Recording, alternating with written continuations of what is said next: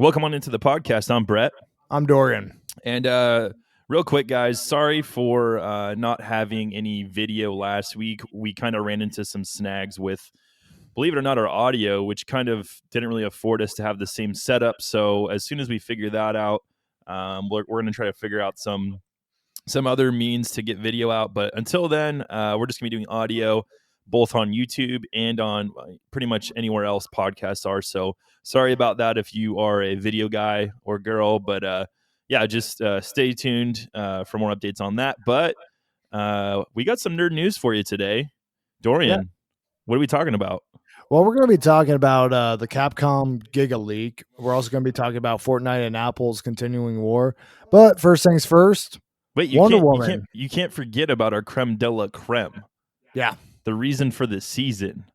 Mm-hmm. The Mandalorian review at the end. Course. So stay tuned for that.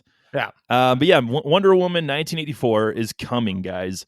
I feel like this movie, along with a few others, we've had probably as many delays or changes of their dates that they're releasing that you could count on two hands. There's been quite a few with Wonder Woman, and now we're getting a brand new one. It's actually coming this year, 2020, Christmas. Yeah. Yeah, no, right. Just in time. It's going to be coming to HBO Max on December 25th, 2020. Honestly, kind of a big move on Warner Brothers and DC's part here because, this was supposed to be one of their big tentpole movies for this year. Obviously, complications and everything have made it difficult, but they are going to actually just put this out on VOD, and that's going to be the end of it. I mean, you can still go see it in theaters if you have that option. I mean, I know at least like where we live, that option is not super viable right now, but it's a thing. So you can go get yourself an HBO Max subscription. There's no premium or anything like that, and that's the end of it. It's pretty cool. It's not kind of big; it's really big. Actually, I had in the notes like, this is kind of big. Yeah. But if you think about the current, state of everything right now, we haven't really had any bangers this year for movies, and so this is a flagship property from Warner Brothers. This is not just like this is not a small movie. No. Putting out. I'm not trying to downplay Eternals or Black Widow, but those movies are not the top movies for Marvel. This is a top movie for DC and Warner Brothers. Right. And that is pretty significant. I mean, and obviously it it really does put Disney in a tight spot now, just because now they're Warner Brothers and DC are saying, hey, we're willing to actually put our stuff on video on demand. That way people can actually see it. For free. We're also not going to charge them a premium like you guys did with Mulan. So now you guys got to figure out how you guys are actually going to go about this. Are you guys going to put Black Widow on there for a premium now, or are you guys gonna copy our lead? How are you gonna go about it here? So it'll be interesting. It'll be really interesting. Now, a couple of ways I think they can navigate this would be to do like how you could buy you could go month to month or a year subscription thing. I could see if Disney was like, hey, if you're willing to commit to a year, we're gonna put these things on there for you. And then the month to month people would either have to, basically say I'm in it for a year and Disney gets their money that way, or I don't know, but this is a big move. So we'll see. I think probably at least the best way to compete with this on Disney side is because one distinction to be fair to Disney is the fact that they do charge lower than HBO Max. I think HBO Max is around like $12 to $14, whereas Disney Plus is still sitting at $70 a month, or sorry, $7 a month here. Yeah. So, so that being said, I mean, if they introduce a kind of like a upgraded premium plan where let's say let's say you're paying like, roughly, I don't know, $12 to $15 a month, but you get the new released movies that were supposed to come out. That could be, I could see that actually being like significant, as opposed to like paying like $25 just to watch Mulan here, Right. But I feel yeah, like now you were kind of saying that Wonder Woman and DC and them are kind of putting Marvel in a corner right now, saying it's your move basically because you have Black Widow, you have Eternals, you have these movies, and you haven't released them yet. Shang-Chi just wrapped filming too, so that's another one that could they could potentially put on there. But there's also like other movies, I guess, that Disney is kind of mulling over on whether or not to bring them to Disney Plus and skip the theatrical release. Like I think their Cruella Deville movie that they're talking about, like the live action Peter Pan movie and Pinocchio movie and all that. Well, I know that they're having Pixar's Soul come to Disney Yeah, Plus as well. yeah, but I mean, there's definitely a difference between Soul and Wonder Woman in Yeah, terms of definitely. like, in terms of like, what like Buzz is and all And that. So I think the best thing Marvel could do is release Black Widow. Like, I think that would be, and if they don't release anything else, that's fine. But just to have something out there. I know they have the Mandalorian right now. That's yeah, popping, obviously. yeah. They're gonna have WandaVision, but I think they really need a big blockbuster movie to come to their format, and in order for people to continue to subscribe after. I'm not saying come December. I'm saying, maybe February, Yeah. January, around there. If they drop it, that could I be mean, pretty big. if they can supplement um Falcon and Winter Soldier, right around the time WandaVision is wrapping up production, Hmm. that's definitely going to create some longevity.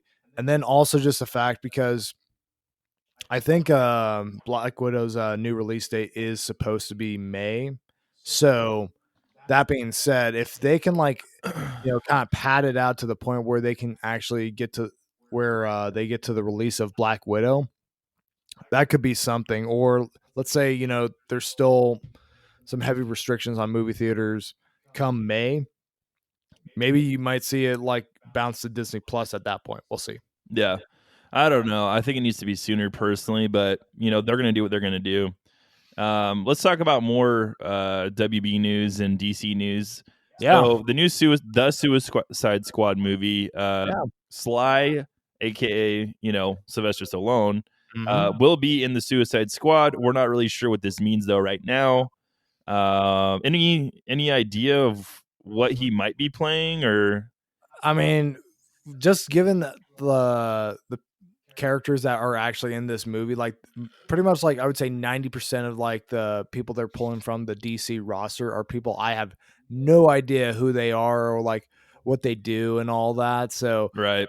I'm assuming, I mean, I feel like for Sylvester Stallone, you have to like put him in some type of significant role or somebody cool. I don't know if that's going to be a voiceover or if that's going to he's actually going to pop up in the flesh per se. Um yeah, I mean, it's, I mean, this is a neat little, What if he's like Apocalypse or something? Like he just shows up.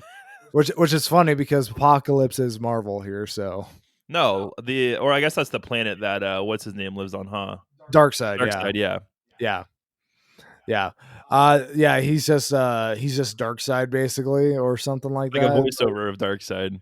Yeah. I mean, he's talking to the wrong guy at DC because I think he should be talking to Zack Snyder about that one here. But that being said, it's, yeah, I don't know, man. I can see him being a throwaway character, even, honestly, just like a cool little cameo. I don't know. Like a cameo character, yeah. I'm assuming that's probably what he is. I mean, because the movie's already like filmed. It's done. It's you can like watch it and view it like if you have the right access at WB here and all that.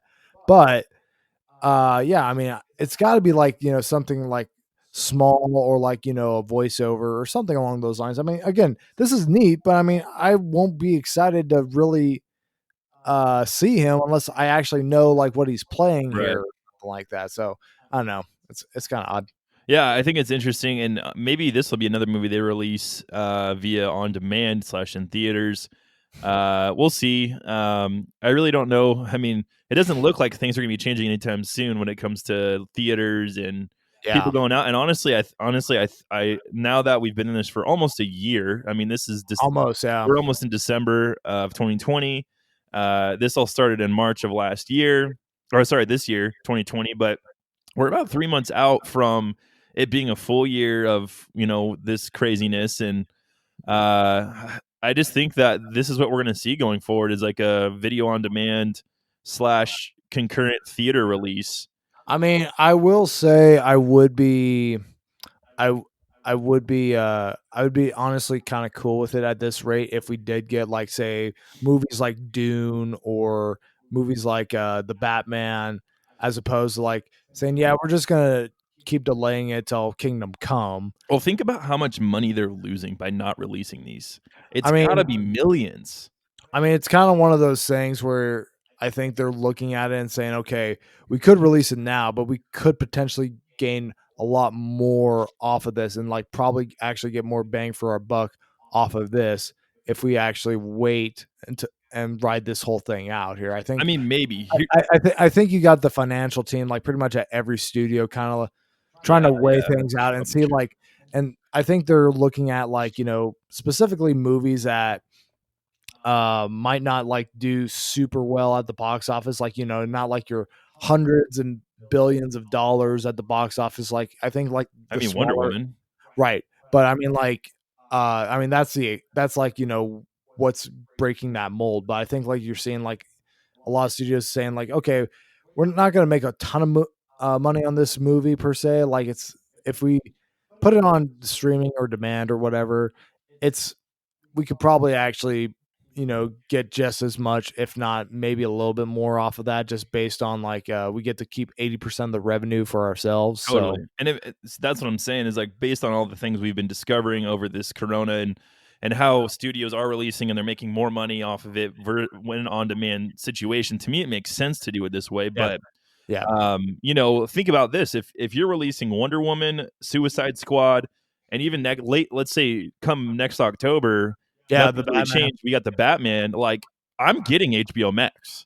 Oh, Like absolutely. Well, I mean, and honestly, you honestly should get HBO Max right now. They just had the Fresh Prince reunion on there, so that's another and they got reason Titans, to which watch I it. still need to get caught up on. They have Like Titans, they have Doom Patrol, they got like all the stuff that you would have been interested in, like picking up a DC Universe Online subscription for. Like you can actually watch it, plus like other shows and movies and whatnot. But I don't want to turn this into a big HBO advertisement here, no, seeing no, that no, they're not no. sponsoring us. No, But maybe that, next episode they'll maybe sponsor. next episode, yeah, Yeah, But that being said, it's I think Wonder Woman is definitely going to be the litmus test for whether or not these big blockbuster summer movies are actually going to come to VOD.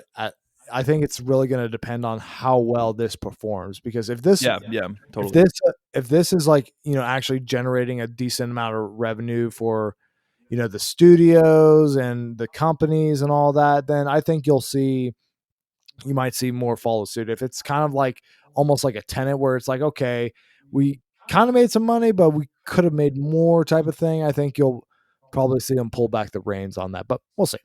Yeah, Tenet also they didn't do any kind of digital release though. No, but I mean they're going to be, yeah, no, they didn't do any digital release whatsoever. I'm just kind of talking about like in general in terms Sure. of like performance and whatnot. So I mean, if you want to drive people to your app, this is the way to do it. Getting those big releases. So, with that being said, we'll talk about this as the way a little bit later on here, but yeah, Monster Hunters also moved up. So this was got pushed to April, right? And then it got moved up to the 30th of December. Now yeah. it's set for Christmas Day in Yeah, theaters.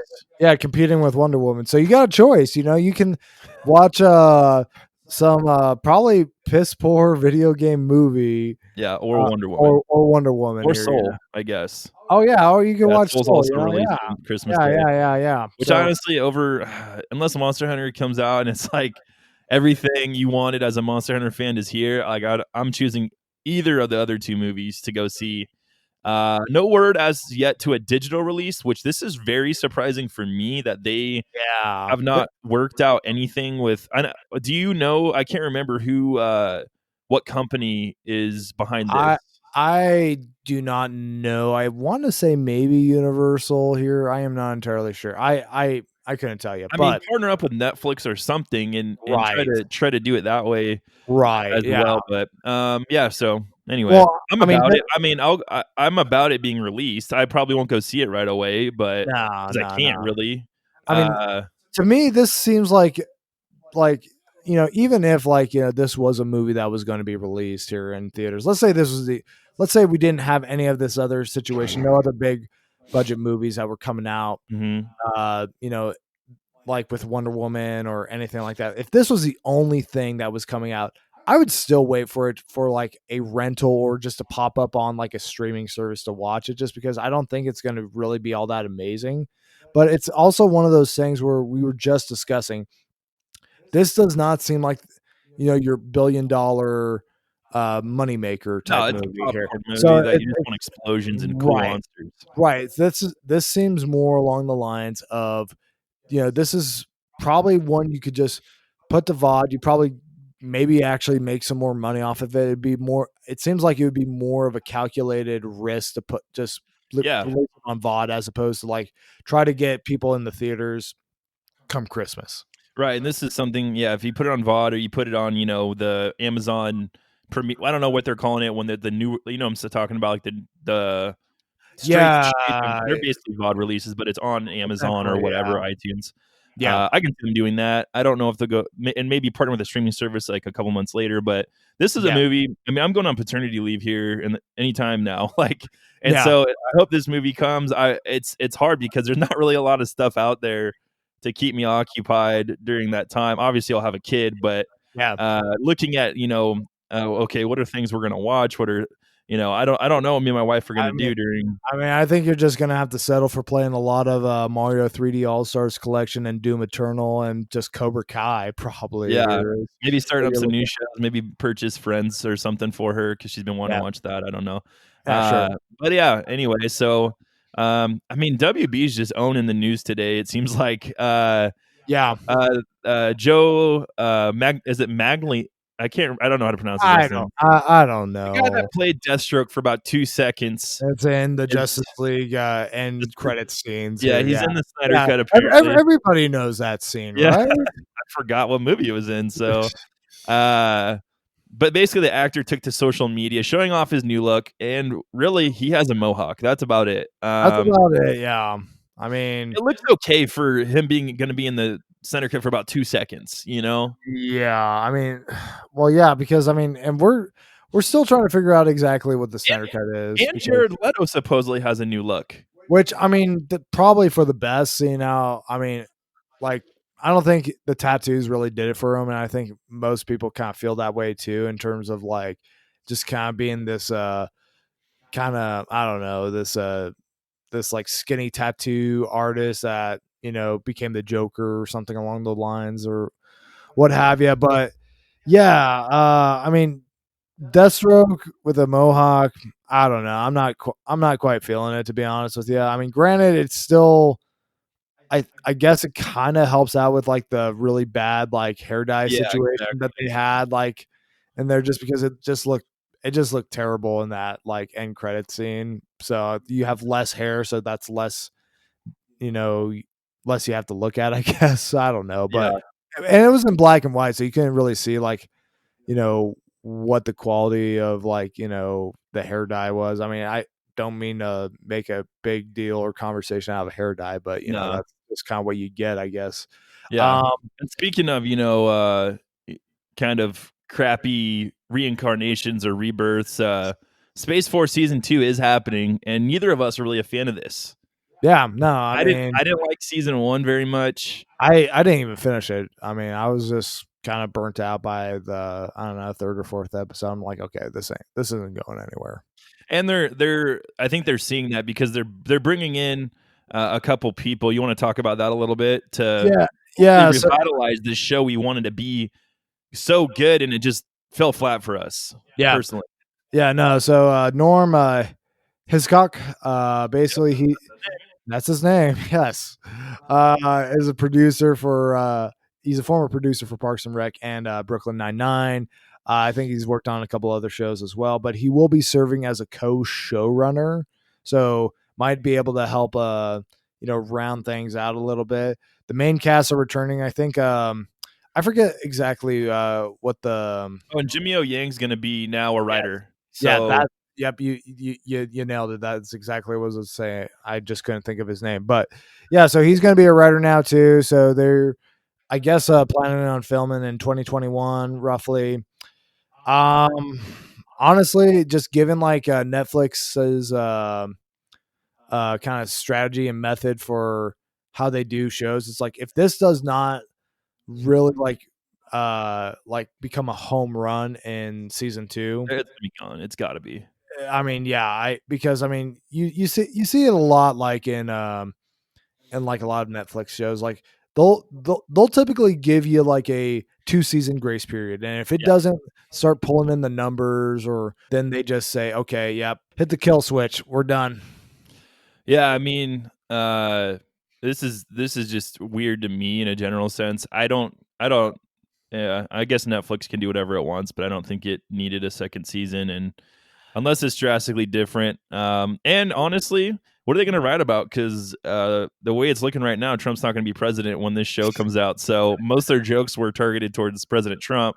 Right? I Yeah. mean, I Or guess they just, could yeah. target Biden, but I would guess that most of the people running the show are Biden fans. So Yeah. I have no idea on how that it's super is easy to going make to fun play of out. Biden.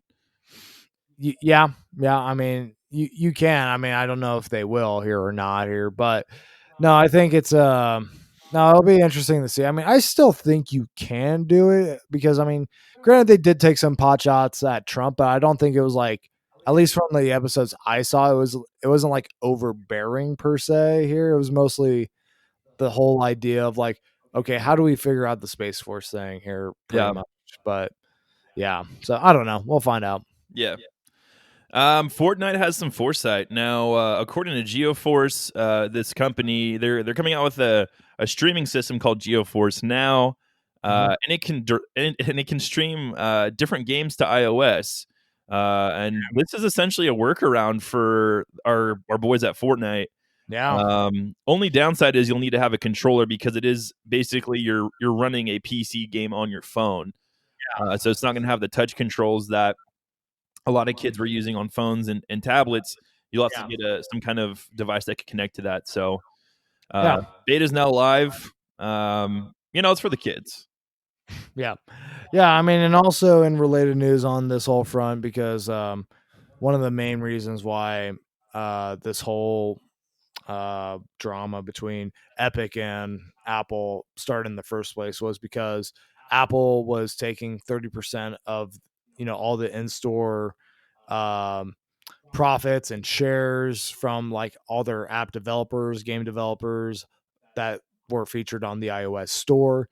So Apple is as effective of the first day of 2021, they are going to be cutting at least for like smaller app developers 30% to 15% of like raking in profit from them here. So yeah, it's But that's not Epic Games. Epic Games is huge. yeah. So, yeah, no, it's not going to be Epic Games, at least not at this rate. But no, I mean, this is I would have never guessed that Epic would be the one making strides against Apple on this war of attrition here. But I mean, here we are. Here, Yeah, they are making progress. I mean, I still think it's absolute garbage the fact that Epic just pretty much declared war and tried to weaponize their fan base against Apple. I'm like, okay, just let people like, enjoy your stuff. Don't try to like get your 12-year-old army to rise up and like break their iPhones or something like that here. yeah, yeah. And then also kind of in the same vein of games, Microsoft and Bethesda had a little, or Microsoft had something to say about Bethesda. Yeah. So basically, when Microsoft bought Bethesda, we were all wondering, like, okay, what does that mean? Does that mean Elder Scrolls 6, Starfield, all the next stuff, like stuff that's under the Bethesda umbrella, is that all going to be Xbox exclusive? Which, I mean, to be fair, Xbox has like every right to do that Yeah, here. I mean, totally.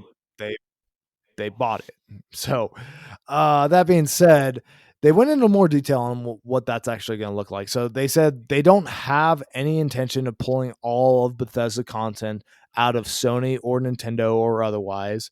We still want Bethesda content to show up the best as on our as best on our platform. So they they said in another thing, like, they want it stuff to either be better, best, or first on their platform. So, how I mean, granted, this is not like super like specific, but how I interpret that is saying, okay, so maybe like Elder Scrolls 6 will launch on Xbox and PS5, on the same day, but it'll have like, say, you get like more perks, or it runs better on Xbox, or you'll have like more DLC that you have access to, something along those lines here per se. So Yeah.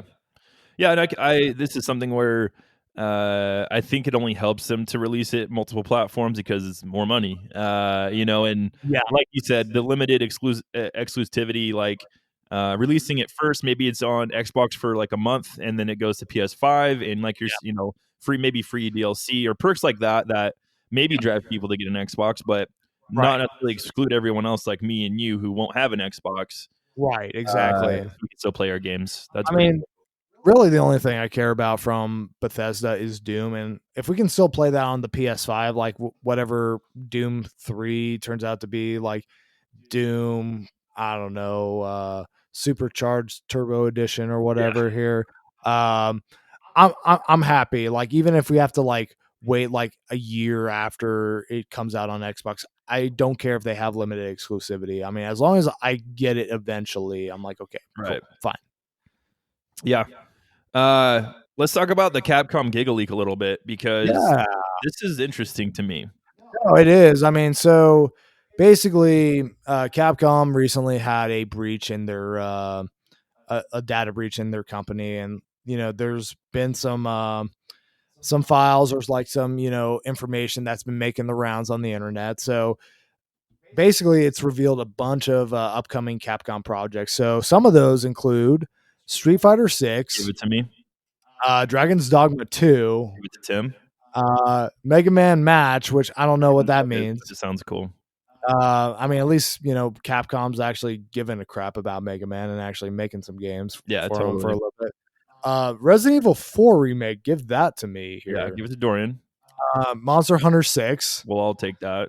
yep, and a Power Stone remake. Which, did you ever play Oh, Power? I played it on Sega Dreamcast. Dreamcast. Let's go. Yeah, That yeah. game was So fun, dude. So I never played it. I've always wanted to. So now the fact that this could possibly be a new thing, yeah, I'm about it. So I mean, in terms of like what we're looking at for possible release dates, so they had like some dates that were listed. So I mean, again, this is not verbatim, and obviously they're always subject to change due to delays and all that. But we're talking like Dragon's Dogma 2 and Street Fighter 6 and the Mega Man game and Resident Evil 4 remake, all 2022. We're talking Monster Hunter 6 2023, as well as Power Stone will be 2024 from the looks of things here.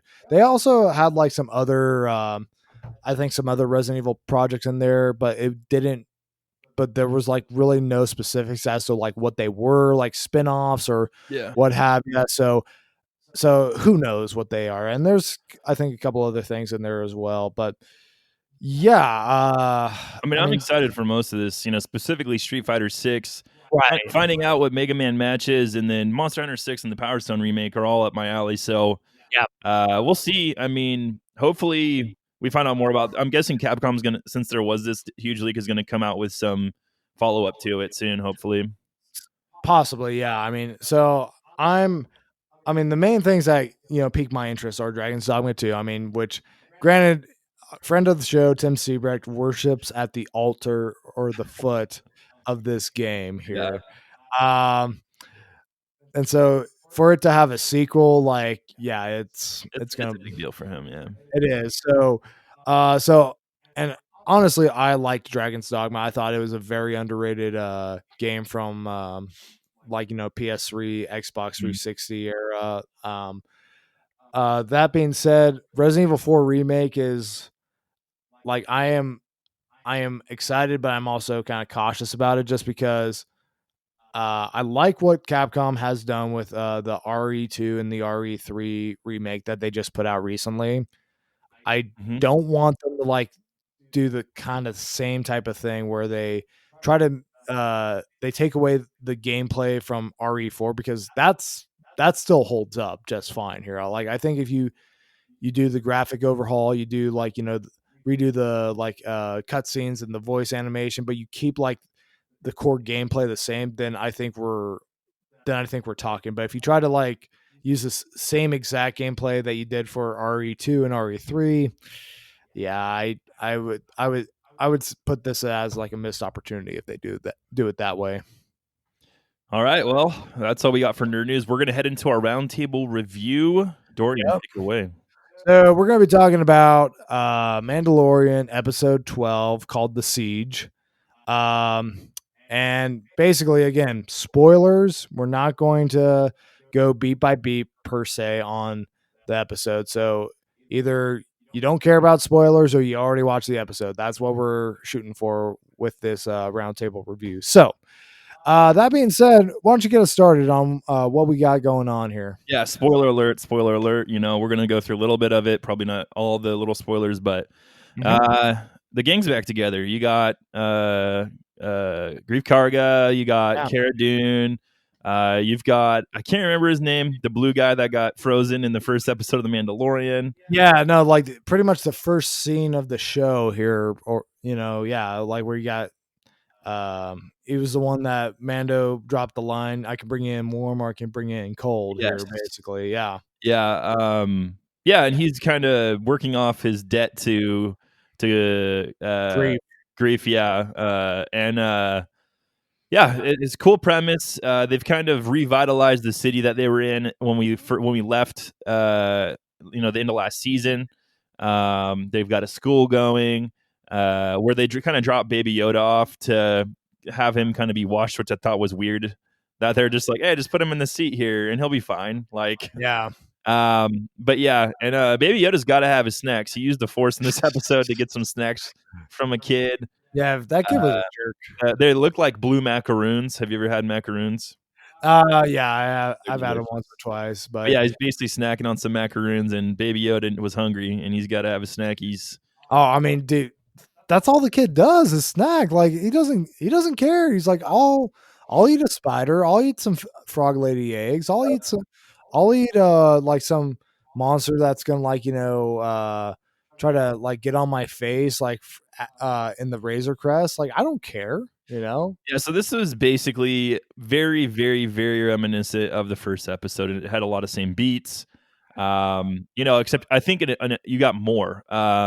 And this is interesting because this episode's directed by Carl Weathers himself. Yeah, it is. That's something that I found kind of interesting just because I kind of felt like coming off of season one, I kind of pegged Carl Weathers as like the guy who was just doing this role just for a paycheck. But nah, it kind of seems like he's actually more invested in all that.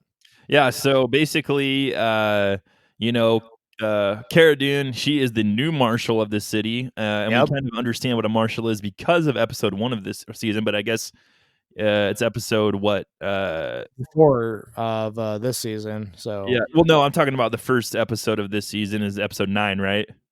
yes, episode 9. Yeah, Yep. so and it was called The Marshal, I think, but, It was. so basically we know that the marshals are kinda like the sheriffs, essentially, of the town. They take care of the bad Yeah, guys. they're yeah, it's like old western style. Like, you have your sheriff just kind of goes in and like just maintains the peace for the most part here. And Just Carl Weathers is doing his business, still hustling. He's Razor Crest gets repaired by him, yeah. and so, Which uh, by the way, like, the planet that they're on, I think it's Navarro, right? Something like that. I can't remember the Yeah. name. I mean, like, it's on the upside right now. I don't know how Yeah. much time has passed, but I mean, it is definitely, come a long way from, when we last saw it at the end of, season 1 here, so Yeah, so we got some cool action scenes. You got the kind of opening one where Kara takes out some bad guys, Mhm. and then basically this episode, you would if as much plot didn't develop as it did, you would think it was kind of a filler, but it was a cool filler. If that, it Yeah, really wasn't a filler. It was a setup episode for something in the future, but yeah, they found like a base basically, which they thought was like a military operation. They find out that's not the case. It's a lab. yeah, And so we yeah, get more information that we've kind of been wondering on since season 1 about, what they were using for, the child for, Baby Yoda, what was he being used for? What were they actually doing? And so we right. still don't really know, but at least we gotta look at these tanks, and I wanna actually zoom in on them eventually. What do we got here? Could it be Snoke? Could it be early Palpatine clones? What are you thinking? Yeah, I don't know because I mean, it's kind of one of those things where it's like I don't know how much they want to separate off from the Skywalker saga here because I mean, so far this has mostly been doing its own thing. It's been divorced of any of like the main people that we've seen in the movies and the OG trilogy and Yeah. even like the sequel trilogy and all that. So yeah, I don't know, man. I mean, I feel like it could be. I mean, obviously, there were, there's, more clones and like obviously Snoke was like I think it was confirmed that he was like a botched clone of Palpatine and that's why you see like a whole bunch of tanks of them in the Rise of Skywalker. So, Mhm. Well, yeah. the scientists so basically there's they infiltrate, they find this hologram of the scientists talking about a blood transfusion that they're using. Can only take so much blood from the child to infuse into Right. someone else who had a high M count. Now, is that midichlorians? That has to be, right? Like, Probably, yeah. I mean, I think they just wanted to like not say not let midichlorians. midichlorians. I mean, a little touchy subject here, you know. Totally. Now, this brings up a lot of interesting theories people could probably talk about. Like, is this going to be something similar to Starkiller? Is this going to be Yeah, a clone that they use as a weapon of someone? Maybe a past Jedi or Sith Lord that may end up being a tool that Moff Gideon uses. We'll see, but definitely opens up this episode launches a lot of questions forward, and I'm interested to see what happens. There was some really cool action scenes, cool dogfights. yeah. No, Uh, I think the dogfights and like the vehicle chase scenes were the highlight of this episode here for the most part. yeah, and the Razor Crest shows up to save the day, brand new, good as new, and Yeah, takes out. they really got that out of the shop Oh, real totally. quick. For yeah, I mean, granted, we don't know how much time has passed since like he landed on the planet to the point where he jets off to you know save the child and get the crest back. But it definitely seems like there was not much passage of time like in that span here. Yeah, So and it's it's just it's an interesting episode that you could speculate on a lot. We're not going to do a lot of that right now, but um, you know, uh, we get the fight scenes, the chase scenes, really cool action. And then at the end, the pilot from episode 2 of this season, yeah, who was there shooting off the spiders, yeah, came back. with Dave Filoni and all that. Yeah, Yeah, so I'm guessing he's gonna be kind of part of the crew eventually. I mean, at least like a reoccurring side character of some Yeah, sort. and he was Yeah, kinda questioning because what happened, he's like, "The Razor Crest is here." He's like, "I don't," and then, Carl Weathers is basically like, "I don't know what you're talking about." Like, yeah, basically, yeah. Just kind um, of boy for the most part. Steve's kind of the communicator to Kara because he's trying to get her to join, Yeah, uh, the Resistance and, or New I guess Republic, New I guess. Republic, right?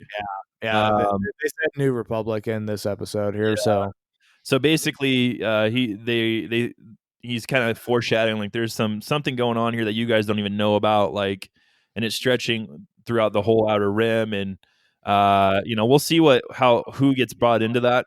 Now, dude, the thing I was thinking about is are they going to bring Thrawn in, because that would be insane to me. Yeah, I mean, I well, that's the thing because Thrawn was in Rebels, wasn't he? Yeah, he was. Did he actually make it out of that, or is he, or did they leave it ambiguous, kind Yeah, of? like Okay, him and Ezra. So that's, dude, I don't know if with because the if Ahsoka series coming too eventually, I think that all that's going to kind of tie in together. I think they're going to have this joined universe of Disney Plus series Star Wars stuff yeah, eventually. yeah, no, it'll be Maybe kind of tie like that in. Yeah, I don't know. it'll kind of be like the Star Wars MCU for the most part, kind of Yeah, thing. But exactly. Um, yeah, no, that's interesting because, well, I mean, if they are going to do the Ahsoka series, obviously you're gonna have to have a villain. Darth Vader is out. Palpatine won't be around for at least like another 30 years or however long or Yeah, whatever here. So yeah, I think you do have to like get like a new main villain. And I mean, Thrawn was originally one of the people that was around after the original trilogy yeah. here, as opposed to like, being in like Rebels where he's like, between like episode 3 and 4. So yeah, no, I think that would be very interesting if they do a live action Thrawn. I mean, I think that could be very, very cool. Yeah, something that I thought was cool too with the exchange, between Cara Dune and the pilot, was you understand more about the pilot even. So I'm guessing they're gonna project him forward, and he's gonna come around more. He's the Right. OG. He served during Alderaan, which means he was around Yeah. during Episode 4, and still part of he's part of the rebellion then. Yeah. It might know Luke. I don't know. But Yeah. and you get to hear more about Kara's Kara. Yeah. backstory, and she lost everyone on Alderaan because that's where she's from originally. Yeah. I mean, no, it definitely fleshed her out more here. And so I think that's actually, I think you are going to see more of a character arc for her, either if not this season, probably next season at Yeah. some point. Yep. And I think that uh, this is a big episode for the characters. We already knew Moff Gideon was alive, but they found out in this episode he's still alive. Yeah, because as far as they knew, he just went down in the TIE fighter at the end of season 1 here, and that was the end of it. So Yeah, and you get Gideon. You get at the very end, kind of a setup for what's to come. But he was working with some of Grief's guys, and they planted a tracker on the Razor Crest. yeah, And you kind of got a weird look. I was actually thinking that when you first see the Razor Crest land, and there's like that one worker yeah. who's kind of like looking at it weird. Well, yeah, I was like, the what's going on camera the here? camera lingered on him, like, for like, a second longer than it should have, for just Yeah, like a some just for like, foreshadowing. yeah, for like a like more than it should have been, for like, just some throwaway character or something like that. And also kind of he turned around and looked at Mando, so it's like, okay, there's something going on there. And you find out at the end of the episode that, yeah, no, he's kind of a dirtbag, and so he's in cahoots. So Yeah, so which, well, yeah, it'll cause some real big problems, especially if the next episode or two we're going to be heading towards Ahsoka. That could be yeah, trouble for her. Uh, well, because we have what, 4 episodes left right now for the season, yep, right? we're Yeah, halfway through.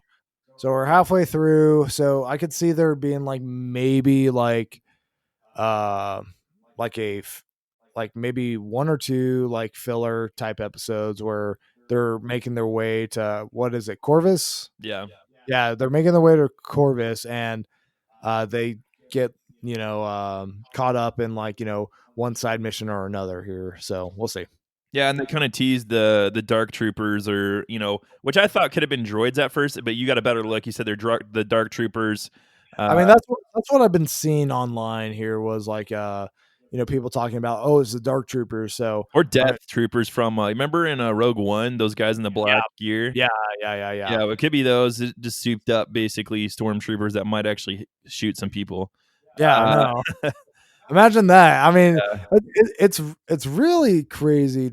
I was kind of thinking about it today. It's really crazy to think that uh the Empire actually became a thing when, like, the majority of their their fighting force can't like land a shot here, but that's just me, Yeah.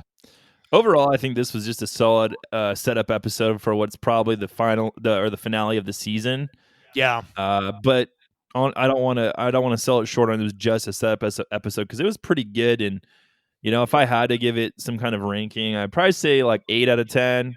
Yeah. It was And an episode solid.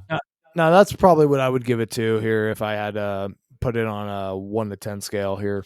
But no, I mean, they are maintaining the momentum that they built up last week because, we kind of had a slow start with the first 2 episodes of the season. Now we're actually, ramping up the momentum. I'm just hoping that they keep it up. I know I predicted that we'll probably get like a side episode, side quest type situation, standalone. Yeah. Next week and possibly the week after, but I'm kind of hoping that's not the case. I'm hoping that they just kind of keep going with it here.